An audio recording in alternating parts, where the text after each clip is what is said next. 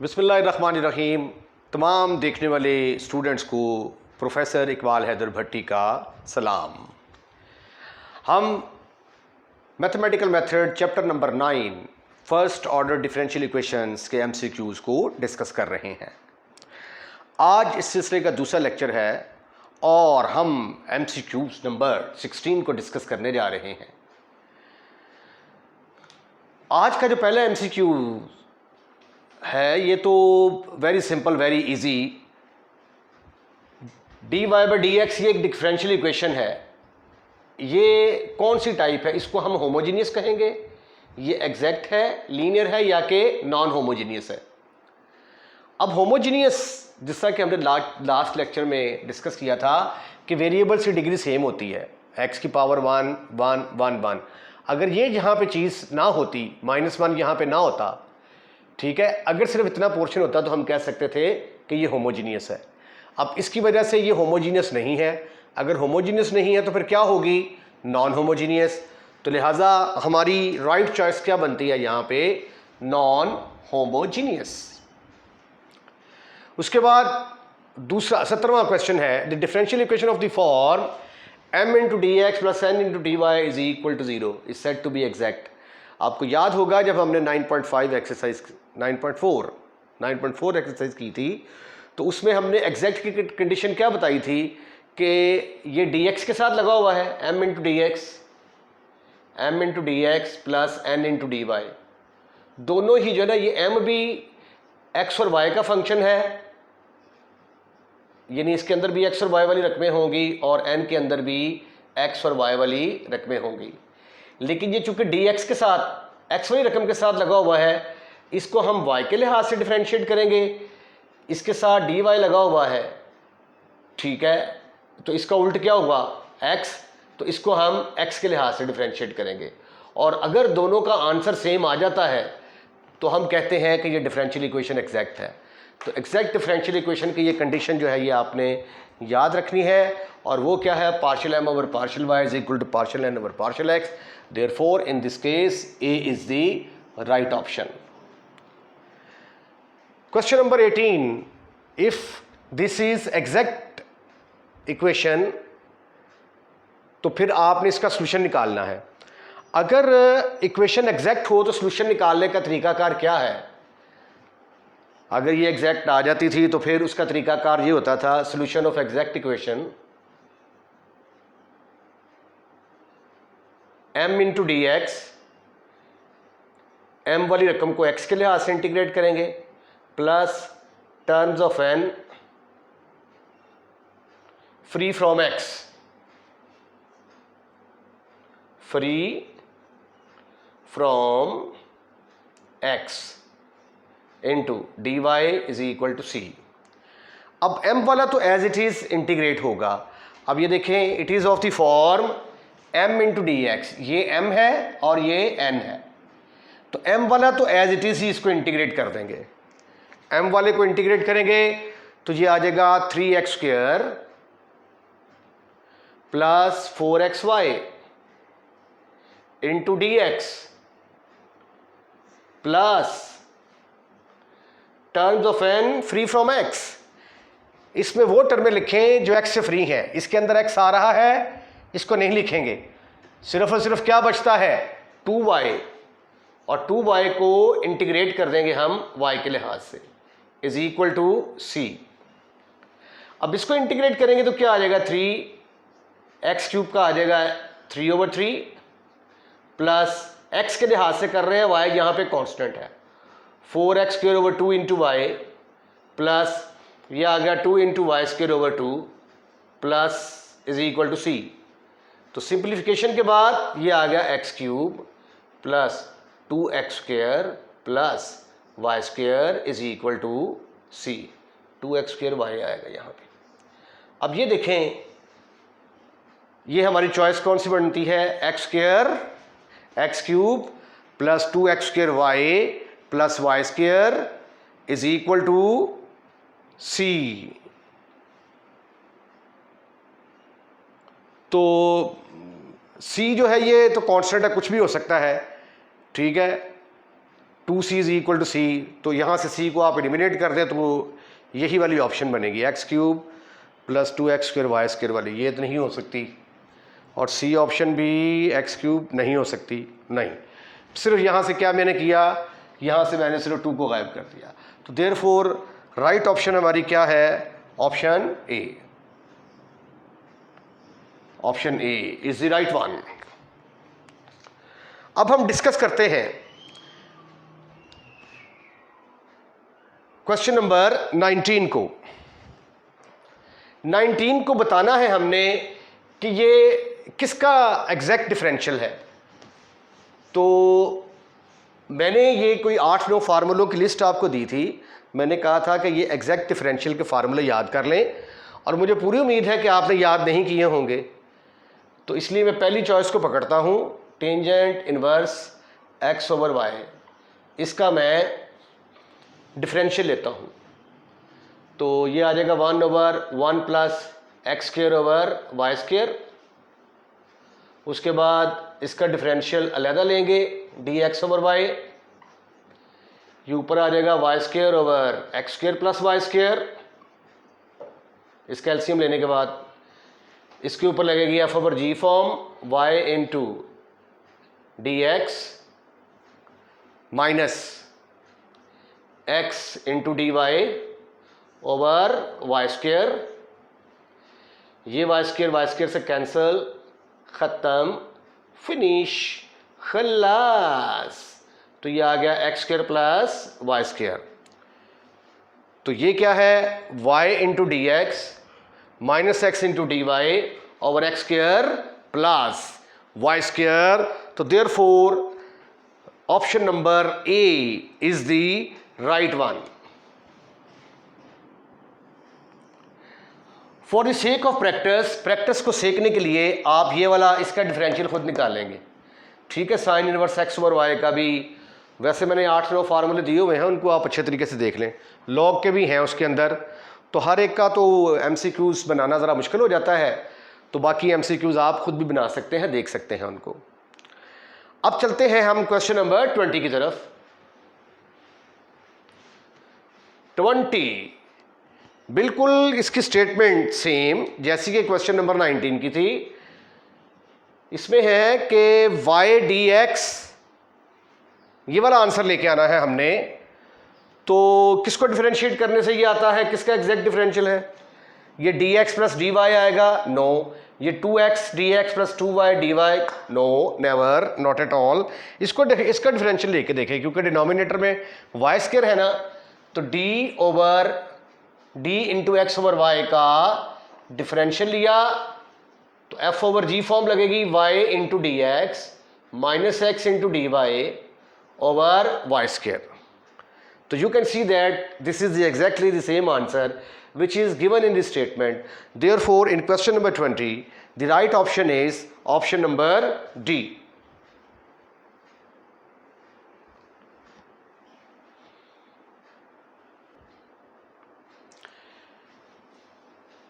Question number 21, ये exercise आपकी 9.5 के साथ रिलेटेड है।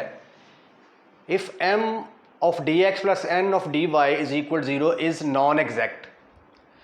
जब ये नॉन एग्जैक्ट हो तो फिर उसको एग्जैक्ट बनाने के लिए हम इंटीग्रेशन फैक्टर जो है वो निकाला करते थे। तो कहता है कि अगर partial m over partial y partial n over partial x over n f of x के बराबर हो, तो फिर इंटीग्रेशन फैक्टर किसके बराबर होगा। तो जो रूल नंबर 1 है हमारा, उसके मुताबिक अगर f ऑफ x आता है तो e की पावर के ऊपर, यानी ये e की पावर e है, e की छत पे जाके इसको इंटीग्रेट कर दें, e के सर पे जाके इसको इंटीग्रेट कर दें, तो जो आंसर आता है वो होता है इंटीग्रेशन फैक्टर। तो इसमें ये फिर ये वाली जो ऑप्शन है सी, ये देखें ये e की छत पे जाके इंटीग्रेट हो रहा है, तो इसलिए इसकी ऑप्शन बनेगी सी। क्वेश्चन नंबर 21 से रिलेटेड है। If m into D x plus n into D Y is equal 0 और partial m over partial y is not equal to partial n over partial x, then partial n over partial x minus partial m over partial y over m is equal to किसके बराबर होगा? अब rule number 1 है और 2 है, एक में जवाब एफ ऑफ एक्स आता है, एक में जवाब एफ ऑफ वाई आता है। तो अगर इधर ये डिनोमिनेटर वाली रकम y पे ख़त्म हो रही होगी तो इधर एफ ऑफ वाई आएगा, अगर इधर जो है ये x वाली रकम ख़त्म हो रही होगी तो इधर एफ ऑफ एक्स आएगा। तो इसलिए इसका जवाब राइट हैंड साइड पे जो आएगा वो होगा एफ ऑफ वाई। ठीक है, फिर एफ ऑफ वाई को अगर आपने इंटीग्रेशन फैक्टर निकालना है तो इंटीग्रेशन फैक्टर फिर किसके बराबर आएगा? e की power f of y d y. इसको जाके आप इंटीग्रेट कर देंगे।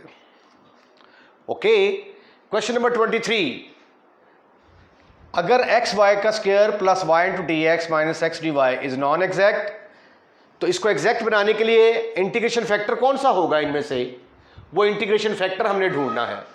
तो उसके लिए हमारे पास रूल नंबर 1 और रूल नंबर 2 ही मौजूद हैं। तो देखते हैं, एक्स वाई का square plus y into D x minus x into D Y is equal to 0। यहां पे ये m के बराबर आ गया और ये n के बराबर आ गया। m वाले को y के लिहाज से डिफरेंशिएट करेंगे 2xy प्लस 1 और n वाले को x के लिहाज से डिफरेंशिएट करेंगे। तो you can see that partial m over partial y is not equal to partial n over partial x। लेकिन ये हमें पता था इस बात का, लेकिन रूल नंबर 1 और 2 लगाने के लिए हमें जो है वो इसको इनकी वैल्यूज़ की ज़रूरत थी। अब रूल नंबर 1 जो है, रूल 1 वो क्या था? Partial m over partial y minus partial n over partial x over n। तो इसका जवाब आना चाहिए एफ ऑफ एक्स और पार्शियल m ओवर ना partial n over partial x पहले आ गया, partial m over partial y बाद में आ गया ओवर m। इसका जवाब किसके बराबर आना चाहिए? y के बराबर आना चाहिए।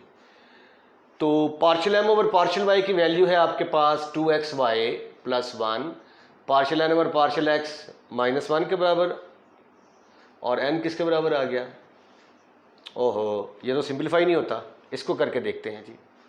Partial n over partial x है माइनस 1, माइनस इसके साथ माइनस के साथ मल्टीप्लाई होगा 2xy minus 1 over m। m क्या है हमारे पास? x y square plus y. So sweetie and cutie boys, ऊपर आ गया -2 माइनस 2xy, नीचे से मैंने y कॉमन निकाल लिया xy प्लस 1, ऊपर से मैंने 2 कॉमन निकाला -2 तो 1 plus xy over y into 1 plus xy। ये दोनों कैंसिल हो गए, -2 ओवर y आया जी। हमने क्या निकालना है? Integration factor. अभी आगे पिक्चर बाकी है भाई। -2 ओवर y dy, ये हमारा इंटीग्रेशन फैक्टर आ गया, इज इक्वल टू ये आ जाएगा e की पावर -2 log ऑफ y। ये log की प्रॉपर्टी के तहत y की पावर -2, e और log कैंसिल, y की पावर -2 और 1 ओवर y स्क्वायर आ गया। तो 1 ओवर y स्क्वायर जो है वो हमारी राइट ऑप्शन होगी इस केस में। तो इसलिए हम किसको टिक करने जा रहे हैं? ऑप्शन डी को। उसके बाद 24 को देखें जरा, integration factor of the differential equation. अब ये कौन सी टाइप बन रही है? Which is a linear. 9.6 का जो क्वेश्चन है उसकी एक्सरसाइज की शक्ल इस तरह की होती है। तो उसमें ई की ये जो p होता है इसको e की पावर में ले जाके अगर आप डिफरेंट इंटीग्रेट कर देते हैं तो इसको हम कहते हैं कि ये इंटीग्रेशन फैक्टर है। तो ये जो चॉइस हमारी बनेगी यहाँ पे e की पावर px dx यही वाली है। ठीक है, ये qx वाली नहीं हो सकती, खाली px को इंटीग्रेट करें, खाली qx को इंटीग्रेट करें, नहीं। तो इंटीग्रेशन फैक्टर हमारा क्या बनेगा? e की पावर px dx। ओके, और उसके बाद question number 25 is related to the definition. Definition के साथ रिलेटेड है। बर्नौलीज इक्वेशन की डेफिनेशन अगर आपको याद हो, ये देखिए dy by D x plus p x into y is equal to q x. ये वाली फॉर्म और इसको देखें ज़रा, एक जैसी है। अगर मैं y की पावर n पर हाथ रख दूं तो ये और ये क्या है? Linear differential equation. सिर्फ फर्क क्या है कि क्यू एक्स वाली रकम के साथ अगर y की पावर वाली कोई रकम आ जाए तो फिर वो जो डिफरेंशियल इक्वेशन होगी उस डिफरेंशियल इक्वेशन को कहते हैं बर्नौली। तो यहां पे आपकी जो राइट ऑप्शन है according to the definition of Bernoulli's equation वो ऑप्शन नंबर डी बनती है। क्वेश्चन नंबर 26, इंटीग्रेशन फैक्टर निकालना है हमने। ये इस इक्वेशन का, ये एक डिफरेंशियल इक्वेशन दी गई है हमें। We want to find the integration factor. अब देखें ये कौन सी टाइप का सवाल बनता है। ये 9.6 जो एक्सरसाइज है, it is of the form dy by D x plus p x into y is equal to q x. तो इंटीग्रेशन फैक्टर किसके बराबर होता था? उसका फार्मूला था e की power p x d x. अब यहां पे p की जगह पे क्या है? 3/x। तो 3/x dx, इसकी इंटीग्रेशन की e की पावर 3 log ऑफ x आ गया, e की power log of x cube, e और log आपस में कैंसिल, तो आंसर आ गया x क्यूब। तो x क्यूब जो है वो क्या होगा? इंटीग्रेशन फैक्टर होगा। इंपॉर्टेंट क्वेश्चन है, तो इसलिए, और इसकी ऑप्शन क्या है? इसकी ऑप्शन है ऑप्शन नंबर सी, राइट। अब अगला जो MCQs है इसकी जो है ना, ये डेफिनेशन के साथ रिलेटेड है। The differential equation of the form dy by D x plus p x into y q x, फिर वाई स्क्वायर आ जाता है, is equal to r x. अच्छा, अगर तो इतनी इक्वेशन होती ना ऐसे, dy by D x plus p x into y is equal to q x, तो ये होती है लीनियर। और अगर क्यू एक्स उधर चला जाता और ये साथ वाई स्क्वायर, तो ये बन जाती है बर्नौलीज। और अगर ये पी एक्स प्लस, यहाँ पे पी एक्स के साथ वाई की पावर 1, इधर 2 और इधर आर एक्स आ जाए, तो इस तरह की जो इक्वेशन होती है that is called as the कैटी डिफरेंशियल इक्वेशन। तो therefore the right option in question number 27 is C, right या कि लेफ्ट? राइट। अब हम डिस्कस करते हैं क्वेश्चन नंबर 28 को। Differential equation of the curve, इसकी डिफरेंशियल इक्वेशन निकालनी है जी हमने। क्वेश्चन नंबर 28 है, एक कर्व दी गई है, इस कर्व की डिफरेंशियल इक्वेशन निकालनी है। डिफरेंशियल इक्वेशन निकालने का तरीका ये होता है कि आपने इसको डिफरेंशिएट करना है। डिफरेंशिएट करने के बाद इसके अंदर जो आर्बिट्रेरी कांस्टेंट है उनको आपने एलिमिनेट करना है। तो इस इक्वेशन की डिफरेंशियल इक्वेशन क्या आएगी? इसको डिफरेंशिएट किया, पावर साइड पे आ गई, एक पावर कम किया, पावर साइड पे आ गई, एक पावर कम, पावर के बगैर डिफरेंशिएट किया, 2c कांस्टेंट है, कांस्टेंट किसके बराबर आ गया? 0। तो यहां से ऑटोमेटिकली जो है ये c एलिमिनेट हो गया। -2y dy by D X, ये किसके बराबर आ गया? -2x। और dy बाई डी एक्स की वैल्यू किसके बराबर आई? -2x over 2y। दोनों आपस में कट गए। कटने के बाद आंसर किसके बराबर आया? x over y। तो देयरफॉर इसकी डिफरेंशियल इक्वेशन किसके बराबर होगी? इसके बराबर होगी। A option is the right one. अगर यही क्वेश्चन आ जाए, बल्कि आगे ये देखें, differential equation of the orthogonal trajectory, direction differential equation of the orthogonal trajectory किसके बराबर होती है? ये निकला है ना आपके पास dy बाई डी एक्स। तो differential equation of orthogonal trajectory, क्या फार्मूला था? फार्मूला ये था कि आप नीचे वाली रकम को ऊपर और ऊपर वाली को नीचे ले आएंगे और साथ नेगेटिव साइन लगा देंगे, क्योंकि ये एक्चुअली स्लोप है ना टेंजेंट लाइन का, ये और ये, इन दोनों की प्रोडक्ट -1 के बराबर होनी चाहिए। तो इसलिए जो भी यहाँ पे एलिमेंट हो उसका नेगेटिव रेसिप्रोकल लेना है। तो उसका नेगेटिव रेसिप्रोकल लिया, तो क्वेश्चन नंबर 29 के अंदर जो राइट ऑप्शन हमारी बनी वो बनी ये वाली सी। सी इज द राइट ऑप्शन। आइए अब हम क्वेश्चन नंबर 29 को डिस्कस करते हैं।